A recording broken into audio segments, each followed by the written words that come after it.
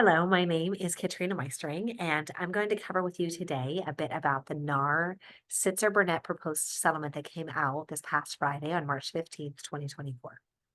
What are we going to cover today? We're going to cover what happened in the past, what was the lawsuit about in the first place, what's happening in the present, the proposed settlement between the National Association of Realtors and the plaintiffs, what is that all about, and the future, where do we go from here? Now, the temptation might be to say, oh my gosh, the sky is falling. What is happening? Everything is changing. And the truth is, if you know the story of Chicken Little, who had a nut fall on his head and thought that the sky was falling and took everyone with him in his panic, and it really was not a big deal. I think we're going to look back and we're going to see that many people in the real estate industry and many people in the world are the Chicken Littles right now. Don't be Chicken Little. The sky is not falling. You're going to be okay. However, you do need to process through the stages of grief. Our industry is changing. The real estate industry is changing. How we deal with commissions, how we work with buyers, conversations that we have with sellers, all of those things are currently in a state of flux, and we need to get used to a new way of doing things. And right now, I'm seeing folks in a variety of different stages of the stages of grief. Denial, anger, bargaining. Anger and bargaining are actually where I'm seeing a lot of people right now that they are mad. They're mad at the National Association of Realtors. They are mad at the judge in Missouri. They are mad at the jury. They are mad, mad, mad, mad, mad. And then they get to the point that they think, well, can we adjust this? Can we lobby our government to change the rules, all of the things? Eventually, you're going to need to get to acceptance that this is the way that we're going to do things. Is it going to be this way forever? No. Do we know exactly how it's going to go? No. And do we know that the cheese has moved and we need to move with it? Yeah, we do know that. Get to acceptance as quickly as possible so that you can be the best possible fiduciary for your clients. So, what was the lawsuit about? It was specifically about price fixing, inflated commissions, that buyer agent compensation was too high, and that sellers should not be required to pay buyer agent commission. It is important to note that this lawsuit took place in the state of Missouri, and the state of Missouri has different rules than other states. I personally am licensed in the state of Maryland and only do business in the state of Maryland, although my brokerage is also licensed in the states of Pennsylvania and Delaware. And I truly believe that if this lawsuit had taken place in the state of Maryland, that there is no way that the plaintiffs would have won. However, I'm also certain that they chose to file in a state where they had a good chance to win. So what exactly happened in the lawsuit? Who was sued?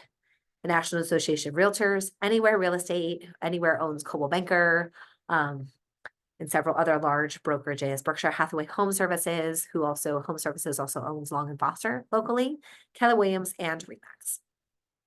Prior to the settlement, both Remax and Anywhere settled out of court. We then lost the suit, and lots of copycat lawsuits were filed throughout the country. What I mean by copycat lawsuits is that in the state of Missouri, they did name then some of the other large companies like Compass, who was not named in the original suit. Additionally, throughout the country, lots of franchises, individual brokerages, individual teams, individual agents were being named. In fact, somebody just recently brought me this. It says, if you sold a home and paid a commission to a real estate broker or agent, a class action lawsuit may affect your rights. This is somebody who lives in the state of Maryland, not far from where I am, and they were asked basically if they wanted to be a part of a class action lawsuit. So this is absolutely something that has been widespread. Because of that, maybe a month or so ago, a little more, Gary Keller and Keller Williams settled on behalf of all Keller Williams associates. That settlement covered all Keller Williams associates for any of the lawsuits, the original lawsuit in Missouri, as well as any of these other lawsuits. That proposed settlement has not been accepted yet either. Remax and Anywhere suits only protected their agents from that particular suit. And now the National Association of Realtors has settled on Friday. Home Services is not settled and therefore not covered in this suit, in this proposed settlement. So with this settlement, a couple of the quick things to remember is that it is proposed and it needs to be approved by the judge, and B, it covers anyone who is a part of the National Association of Realtors. So what was the settlement? First of all, we need to talk about what are our clients hearing. I'm going to mention that we look right at the middle of the page. It says the 6% commission on buying or selling a home is gone after Realtors Association agrees to seismic settlement. This is the last time I'm going to talk about a specific percentage in this presentation, because specific percentages is a lot of why we got ourselves in this problem in the first place. Can't really be talking about specific percentages, otherwise we are in hot water as to defend ourselves against price fixing. But that is what the general public is hearing. Huge $400 million $18 million realtor settlement means you can find a home online without having to pay a buyer's agent commission. I didn't read that in the settlement, but apparently that the Associated Press thinks so. Landmark settlement breaks up the real estate cartel. The collusive arrangement among real estate agents that led to Americans paying exorbitant commissions is likely over. I love the sensationalism. This is crazy. I don't think anybody actually read any of it. And yet this is what our clients are hearing. This is what the general public is hearing. And it's our job to make sure that we actually understand what's going on. So what is going on? Sorry. So the Katrina's notes, not to be confused with Cliff's notes, is the NAR settled for $418 million to the plaintiffs in Missouri. Cooperating commissions will no longer be listed in the MLS. Buyer brokerage agreements must be used nationwide. These changes will go into effect in July of 2024. And this settlement will cover anyone who is a member of NAR at the time of settlement and is not a part of the named defendant who did not settle. Practice change number 1. Cooperating compensation cannot be required. Eliminate and prohibit any requirement by the National Association of Realtors, Realtor MLSs, or member boards that listing brokers or sellers must make offers of compensation to buyer brokers or other buyer representatives, either directly or through buyers, and eliminate and prohibit any requirement that such offers, if made, must be blanket, unconditional, or unilateral. In the past, it has been required that cooperating compensation be offered by MLSs, by boards, etc. And you can no longer be required to do so. However, you still can.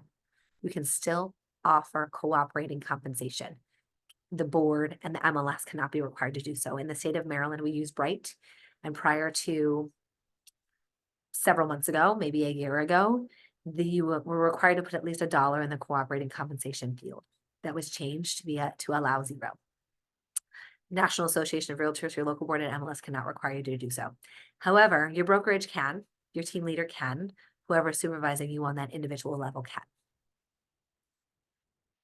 Offers of cooperating compensation cannot be made on the MLS. I'm not going to read through each and every one of these. However, it is important for this one specifically.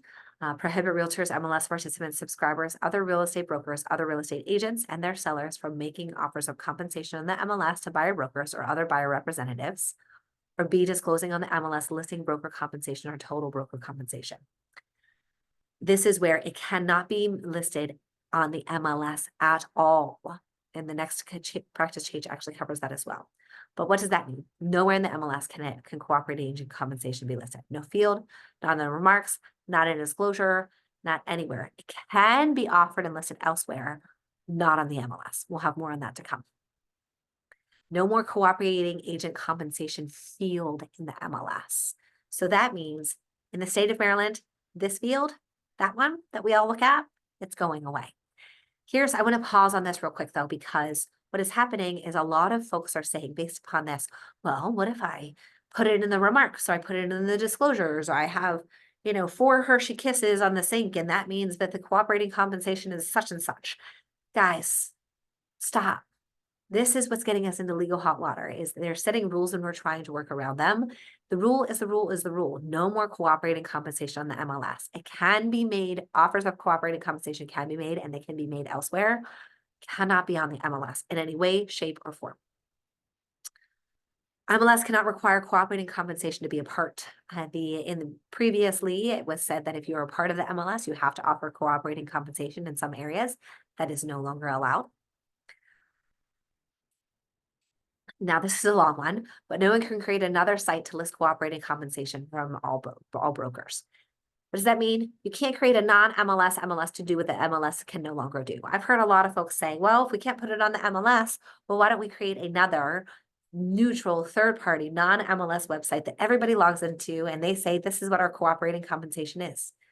Doesn't work that way, guys. You can't, like, they're not saying take it off the MLS, but go create something else. Can't create a non-MLS MLS to do what the MLS no longer can do. This is the other big change that that is affecting a lot of folks throughout the country. However, in the state of Maryland, it's no big change because we've had this for a while. So the buyer broker agreements are now required for all buyer agents.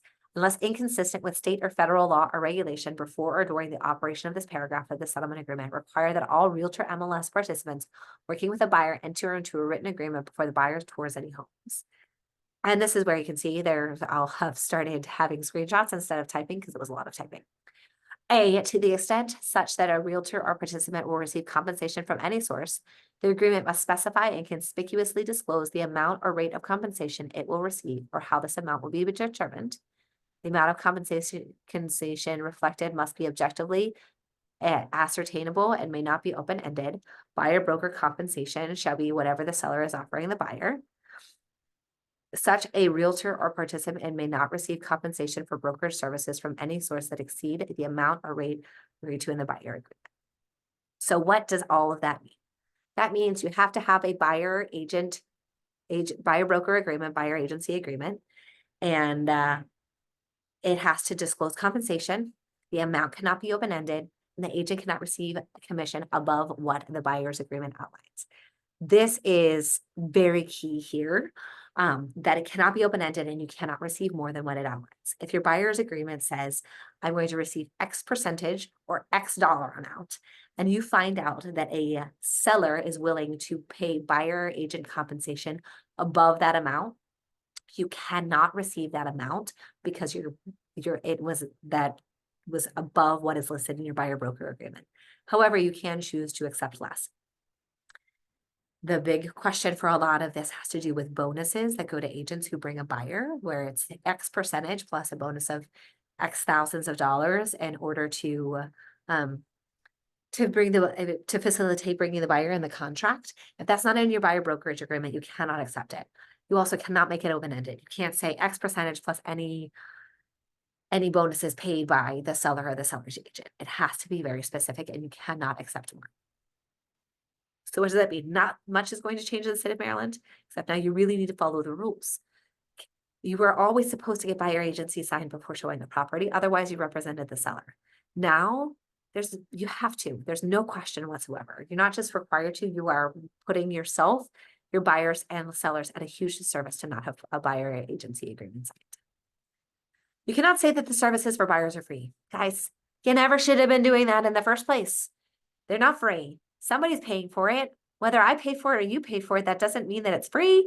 Just because you didn't pay for it doesn't mean that it's free. It might be of no cost to you directly. However, just avoid any of that language at this point. You need to properly disclose where commission dollars are going. Again, in the state of Maryland, our listing agreement covers this pretty significantly as far as the fee is X, and of that fee, the listing agent is going to offer a percent of part of that to somebody who's bringing a buyer to the table. But you do have to have that all spelled out for sure. Maryland's exclusive right to sell has always covered this. You must disclose that commissions are negotiable. They've always been negotiable. You just need to make sure that people understand that. You cannot say things like, well, this is the standard, this is the industry standard, this is what's normal, etc. It's all negotiable. This is just a little bit more regarding that. Just need to make sure you disclose. You still must make buyer clients aware of listings that are not offering cooperating compensation. If a listing is not offering cooperating compensation, you still need to make your buyers aware of that. However, you can have a conversation with them of how it would work. Should they choose to put an offer in on this property, they would need to pay to provide your compensation. So what does that mean? Kind of like when you saw for sale by owner. It's exactly a for sale by owner that wasn't compensating. Make them aware of the property if they go under contract that you would either negotiate your fee in or the buyer would need to pay. With this in particular, I just got off a webinar with Maryland Realtors, and one of the things that they mentioned is there is a likelihood that there will be a form where the buyer requests that the seller pay cooperating compensation. In our code of ethics, it says that commission, the agent cannot make commission a part of the negotiation of a contract of sale. However, it is permissible for a buyer to ask the seller, just as it is permissible for the buyer to ask the seller for closing cost assistance. So that is a form that Maryland Realtor says that will likely come as well. Conflicting rules and materials have to go.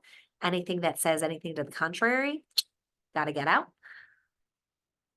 So what does that mean? Our local boards have any rules that conflict with the rules or any marketing materials, they got to go. These changes do not eliminate cooperating compensation. The practice changes in paragraph 58 of the settlement agreement shall not prevent offers of compensation to buyer brokers or other buyer representatives off of the multiple listing service. Sellers from offering buyer concessions on a Realtor MLS, so long as such concessions are not limited to or conditioned on the retention or the payment of a cooperating broker, buyer broker, or other buyer representative. So what does that mean?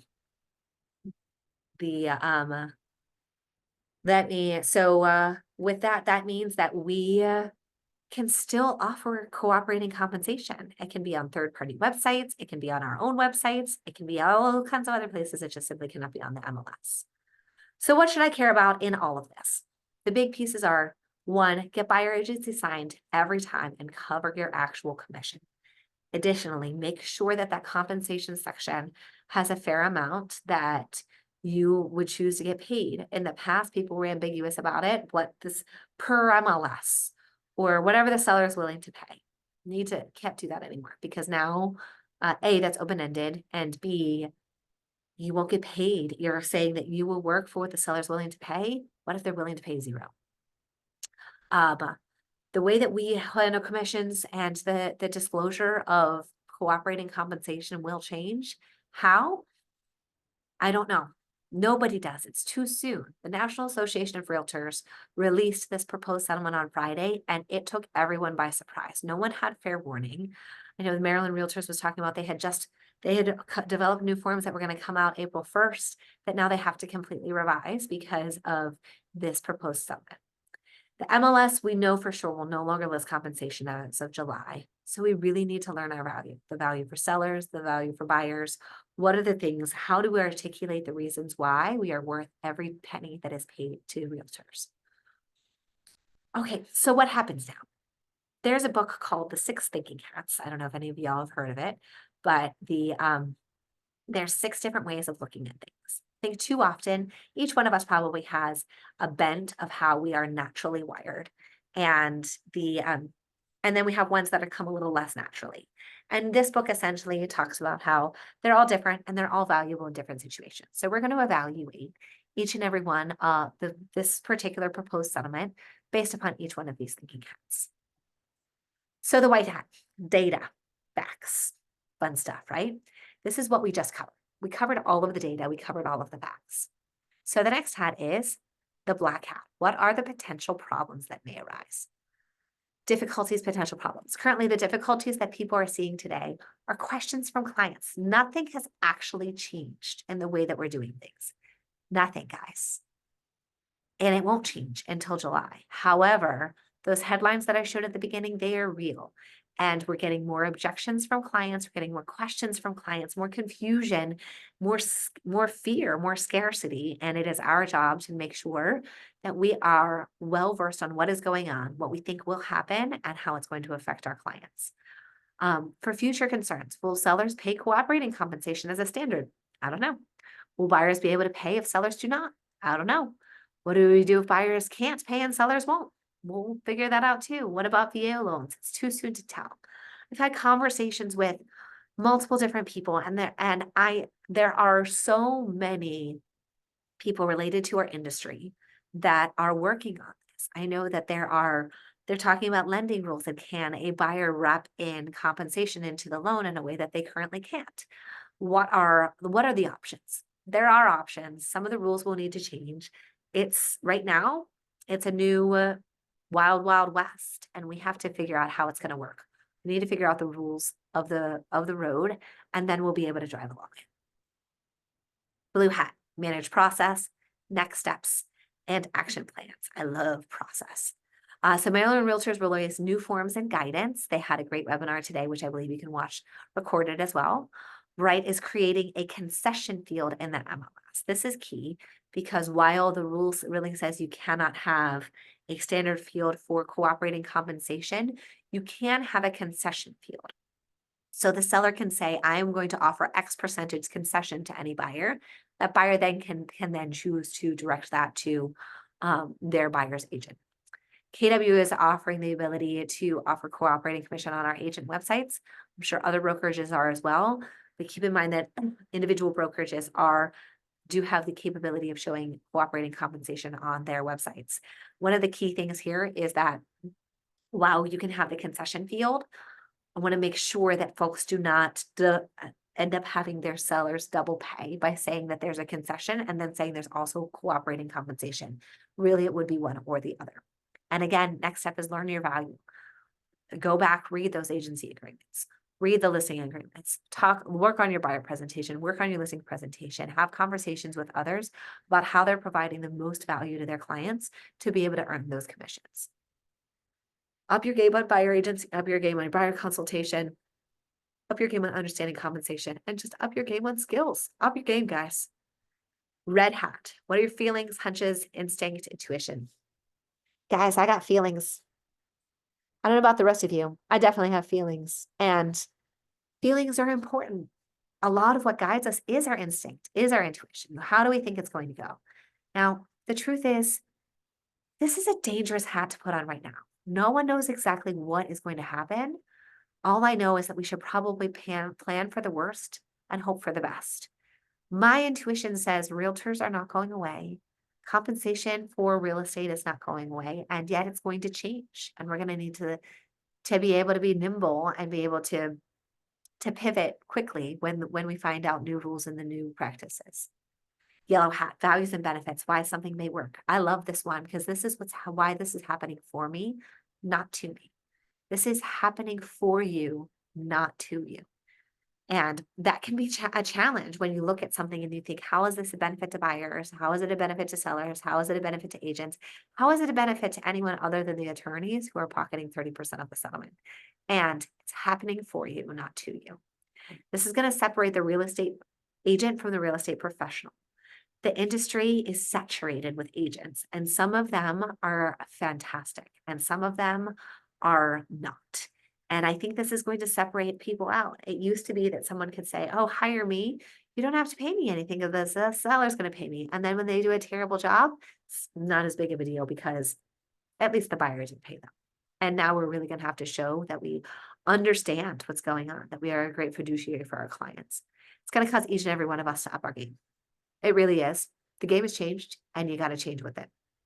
It's a great reason to reach out to your people and show them that you are the subject matter expert. People are seeing headlines, they're asking questions.